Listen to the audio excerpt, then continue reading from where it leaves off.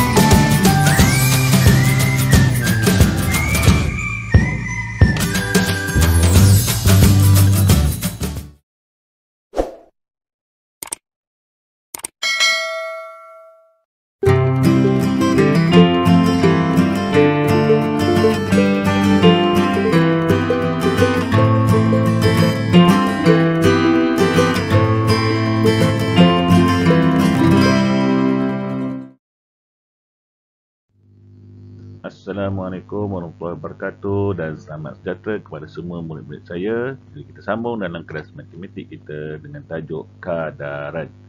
Okey, untuk makluman semua, sebelum kita pergi lebih mendalam tentang tajuk kadaran ni, apa yang saya nak tekankan di sini adalah kadaran ni. Nampak saya bulatkan kadaran ini.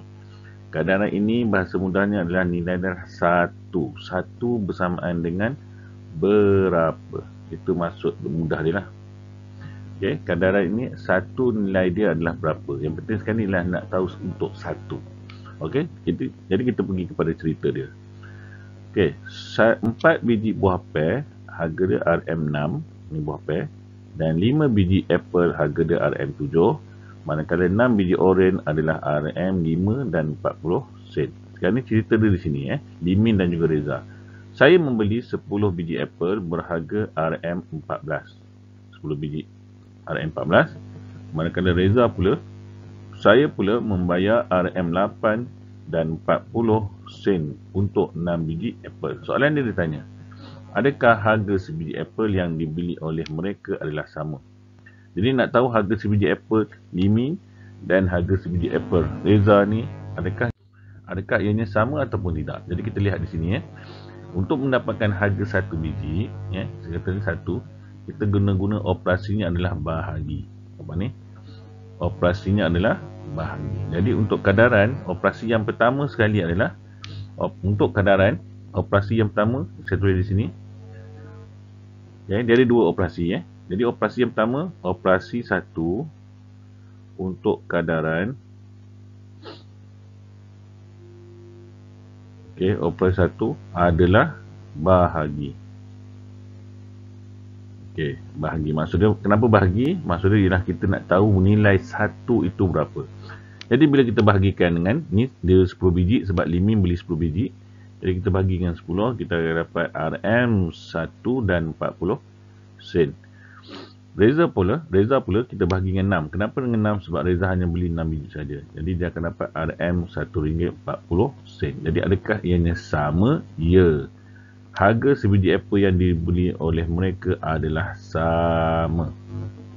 Dan harga apple yang diberi adalah berkadaran. Nampak ni? Harga apple yang dibeli adalah berkadaran. Okay, maksud dia ada kadar lah. Ada kadaran. Maksud nilai dia adalah sama. Cuma kenapa dia ni RM14, yang ni RM8.40? Sebab kuantiti yang dibeli itu berbeza. Okey. Okey, jadi kita pergi kepada yang kedua lah. Berapakah harga 9 biji oren pula? Okey. Jadi bila macam ni, bila kita dah tahu operasi yang pertama adalah bahagi untuk kita dapat harga satu biji ini. Jadi bila kita dapat satu biji senang. Kita nak buat 5 biji ke 10 biji pun kita dah senang. Operasinya apa? Yang kedua adalah operasi darab. Atau tambah. Tetapi untuk tambah saya tidak syorkan lah. Lebih kepada darab lebih sesuai. Okay, darab lebih sesuai, lebih pantas lah. Kalau tambah boleh, tetapi dia tidak praktikal. Jadi bila ditanya sini pula, harga untuk 9 biji oren, 9 biji. Jadi yang saya tekan dalam kelas-kelas saya, bila kamu nak tahu itu operasi darab ataupun tambah, ialah bila kamu lihat ada bilangan dan ada jumlah. Ni berapakah harga 9 biji oren? Ni jumlah, dalam masa sama dia ada bilangan. Jadi bila ada jumlah dan juga ada bilangan, dia adalah operasi darab. Jadi bila darab, kamu darabkan dia, kamu akan dapat nilai dia. RM8 dan 10 sen. Okey, jadi ni dia punya nilai dia. Boleh faham Okey. Okey, seterusnya untuk muka surat yang seterusnya, muka surat kedua dan kita lihat dia situasi di sini, saya tunjuk Okey, ini situasi lansir lansir dan juga tikar. Dan ibu dia kata sini, ibu membeli 6 meter kain lansir untuk bilik dayang bilik dayang ni. Jumlah harganya adalah RM36. Okey, jadi kita pergi kepada situasi. Berapakah harga 9 meter kain lansir yang sama? Okey. Jadi bila nampak di sini, bila kamu jumpa soalan macam ni ataupun situasi macam ni, dia nak 9 meter, kebanyakan murid akan pening. Sebab dia nampak 9 meter, macam mana nak tahu 9 meter sedangkan 1 meter pun tak bagi. Jadi, apa yang pertama ialah bila kamu nampak macam ni, bila dia kata nak 9 meter dan dibagi harga, jumlah harga sini, ini adalah keadaran. Kamu kena ingat ini adalah keadaran. Okey, bila keadaran, kamu ingat operasi yang pertama mesti bahagi, operasi yang kedua mesti darab. Okey, jadi kita bahagi dulu, nampak ni. Kita bahagi dulu untuk dapat 1 meter berapa. Okey, kamu kena letakkan dalam mindset kamu, bila nak 9 meter maksudnya, yang asal dia berapa? Kita kembali kepada root dia, asal dia berapa? 1 meter dia berapa? Okey, itu konsep dia lah. Kalau bahasa Melayu dipanggil kata akar kan. Jadi bahasa Melayu, matematik ni pun kadarannya. Asal dia berapa? Jadi kamu akan dapat nilai asal dia ataupun nilai 1 meter dia adalah RM6. Kemudian kita akan darab dia untuk dapat 9 meter. Kamu akan dapat 50 RM54. Okey, itu situasi yang pertama. Okey, situasi yang kedua. Ditanya berapakah panjang, saya tunjuk Okey, berapakah panjang kain lansir yang dapat dibeli dengan RM84? Okey, dia nak tahu pula berapa panjang lansir yang dapat dibeli dengan RM84. Okey, dia berbalik. Soalan dia berpusing. Jadi dia bagi 9 meter. Senanglah. Kita tahu dia bahagi dulu kemudian darab. Tetapi kalau dia bagi jumlah dulu, macam mana kita nak buat? Okey, kita lihat di sini. Cara satu, RM6 sama dengan 1 meter. Maksudnya kita tahu bahawa RM6 ni bersama dengan 1 meter asal dia. Jadi kita buat macam mana? Bila dia bagi ringgit, dia bagi wang, kita kena selesaikan guna wang juga. Yang tadi, apabila dia bagi meter, kita kena selesaikan kepada meter. Sekarang ni dia bagi wang, kita kena selesaikan guna wang. Jadi cara dia, sama juga konsep dia, kita guna bahagi. Cuma yang berubahnya adalah dia punya nombor saja. Yang tadi meter, yang ni wang. Jadi RM84 bahagi dengan 6, kamu akan dapat 14 meter. Cara yang pertama. Cara yang kedua adalah 1 meter. Kita tahu 1 meter RM6, 4 meter. Jadi 4 darab 6, 24. 10 meter, 10 darab 6, 60. Jadi 14 meter, 24 darab tambah 60 adalah 84. Maksudnya macam mana? Dia pecahkan dia 14 meter. Dia akan jadi 10 meter tambah 4 meter. Okey, jadi kamu darab dia pecahkan macam ni. Okey, yang cara ni lah. Tetapi untuk saya lebih suka cara yang pertama ni lah, lebih mudah difahami. Cara yang kedua ni lah kamu kena menganggar dulu ataupun mencongak terlebih dahulu. Kamu nak ambil apa? Kalau kita ambil 7 meter dia susah. Okey. 7 meter dia agak susah, tapi boleh juga nak buat sebenarnya. 7 meter pun boleh. 7 meter darab dengan 6, kemudian 7 meter darab dengan 6. Jadi kamu akan dapat berapa, tambahkan akan dapat sama juga. Okey, maksudnya kita meneka. Kalau konsep ni kita meneka. Okey, kita meneka. Tetapi saya lebih suka cara yang pertama tadi. Kita terus direct. Kita guna cara yang pertama ni, kenapa saya lebih suka? Sebab kita guna konsep yang sama Jadi kita tak berubah. Tetap bahagi dulu, kemudian baru darab, tak berubah. Okey, konsep asal kadaran adalah bahagi operasi asal kadaran adalah bahagi. Jadi kita guna bahagi saja. Kalau macam ni, kamu kena darab, kamu kena congak, kamu kena anggar, dia susah. Tetapi tidak ada masalah kalau murid ni boleh buat cara macam ni. Okey? Boleh Okey, kita teruskan. Okey, kita teruskan dengan yang seterusnya adalah ada 70 situasi yang seterusnya. Saya ambil laser pointer. Ada 70 keping biskut di dalam 2 buah balang. Berapakah keping biskut di dalam 5 buah balang yang sama? Jadi nak tahu 70 keping biskut dalam 2 buah balang. Okey, 2 buah balang ni ada 70 keping. Sekarang ni nak tahu 5 buah balang. Jadi bila soalan macam ni, sama juga konsep dia, saya gariskan. Dia ada 2 buah, dia nak tahu yang 5 buah. Maksud dia di sini ialah kamu kena cari yang 1 buah tu berapa. Okey, jadi 1 buah berapa ialah kamu kena guna konsep bahagi. Nampak cara yang pertama ini? Kita akan gunakan cara bahagi. Kita akan dapat bahawa 1 balang nilai dia adalah 35 keping. 1 balang. Jadi, bila kita dapat 1 balang ni berapa, bila nak cari 5 balang senang. Kita darabkan saja, nampak ni. Kita darabkan saja 35 darab 5, kamu akan dapat 175. Okey, kalau yang hebatnya ialah bila kamu boleh buat ayat matematik. Contohnya, macam ni 70 bahagi 2 darabkan dengan 5 dalam kurungan. Okey, dalam kurungan. Jadi 70 bagi 5 darab 5 kamu akan dapat. Siapa yang boleh buat matematik macam ni memang hebat lah. Okey, hebat. Kalau lebih hebat lagi lah dia buat macam ni. Dia buat macam ni. Oh, yang ni lagi terbaik lah. Okey, yang ni lagi terbaik. Tetapi kalau tidak mahir tak apa, dia boleh buat cara satu-satu lah. Tapi kena ingat konsep kadaran adalah kena bahagi dulu, kemudian baru darab. Okey. Okey, seterusnya kita pergi situasi yang seterusnya. Ini sekilas fakta. Kadar denyutan jantung seseorang dewasa pada waktu rehat adalah 360 kali dalam masa 5 minit. Ini sumber ni ya. Ini fakta bukan auta, ini fakta. Sumber ni dapat dari sini. Untuk dewasa, kanak-kanak kita kena cari lagi dah. Okey. Berapakah kali kadar denyutan jantung? Okey, saya tukar kepada laser pointer. Okey, berapakah kali kadar denyutan jantung seorang dewasa pada waktu rehat dalam masa 3 minit? Seorang dewasa pada waktu rehat dalam masa 3 minit. Okey, kalau 5 minit 360. Jadi cara dia macam mana? Sama juga konsep dia ialah kamu guna cara bahagi untuk dapat 1 minit.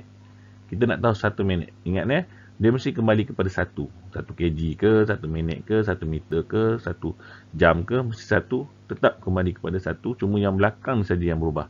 Minit ke, keping ke, buah ke, jam ke, yang ni berubah. Yang ni tetap sama 1. Jadi kita bahagikan 360 kali bahagi dengan 5, kamu akan dapat 1 minit adalah 72. 72 darab dengan 3, kamu akan dapat 216. Ingat, lepas kamu bahagi, kamu kena guna darab. Mula-mula bahagi, kemudian darab. Ingat, dia ada 2 operasi. Mula bahagi, kemudian darab. Itu yang basic ni lah. Okey? Okey, jadi kita teruskan kepada latihan. Okey. Kita pergi kepada latihan. Sini. Kakak saya membeli kakak saya membeli 4 meter tikar. 4 meter tikar getah. Jumlah harganya adalah 30 Rm32. Soalan dia, A, berapakah harga 6 meter tikar yang sama? Okey. Dia nak tahu berapakah tikar 6 meter tikar. Jadi bila soalan macam ni, kamu kena ingat, bila dia tanya soalan macam ni, kamu kena ingat, kamu kena kembali kepada 1 ataupun asalan dia, kadaran dia 1 meter berapa. Jadi macam mana dapat 1 meter? Operasinya adalah bahagi. Kemudian selepas bahagi, operasinya adalah darab. Jadi untuk yang A ni, cara dia macam mana? Kamu kena bahagikan dulu. 32 Rm32 bahagi dengan 4. Jadi bila kamu bagi, kamu akan dapat sini adalah Rm8. Maksudnya untuk 1 sama dengan 1 meter. 4 meter ya. Okey, maksud ni. Bila kamu bahagikan potong-potong, kamu akan dapat Rm8 untuk 1 meter. Okey, sekarang ni dia nak tahu pula 6 meter. 6 meter jadi kena guna operasi. Nampak ni.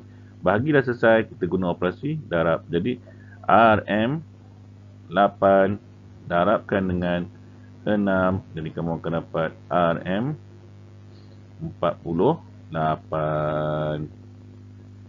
Okey, boleh faham Nah. Okey, yang kedua pula adalah dia tanya berapakah panjang tikar getah dengan jumlah harga Rm96. Nampak? Ini tadi dia bagi meter, ni dia bagi jumlah harga. Jadi sama konsep juga. Kena guna bahagi. Ingat, kadaran konsep asal dia, bukan konsep. Operasi dia adalah bahagi. Yang penting sekali bahagi. Jadi cara ni macam mana? Rm96. Okey, kita bahagikan dengan apa? Rm8. Kenapa kena bahagi dengan Rm8? Sebab 8 ni asal. Jadi kita kena bahagi dengan asal. Ataupun kamu boleh buat cara macam ni lah. RM96 bahagikan dengan RM8. Okey, jadi kamu akan dapat sini adalah 12 meter. Boleh? Jadi kamu bahagikan, kamu akan dapat 12 meter. Jadi itu jawapan dia. Boleh? Okey, seterusnya. Kita pergi seterusnya. Kita pergi pada soalan yang kedua. Ditanya berapakah jisim. Okey, dia bagi satu gambar ni ada 6 kotak dan 6 kotak ini berjisim 180 gram. Okay. Itu dia punya nota dia ataupun dia punya maklumat dia. Soalan dia, A ataupun situasi dia, berapakah jisim 5 kotak gigilin yang sama? Okay. Jadi bila kamu jumpa macam ni, ingat bila dia nak jisim 5 kotak, maksudnya kamu kena balik kepada satu kotak berapa sama dengan berapa. Itu yang penting.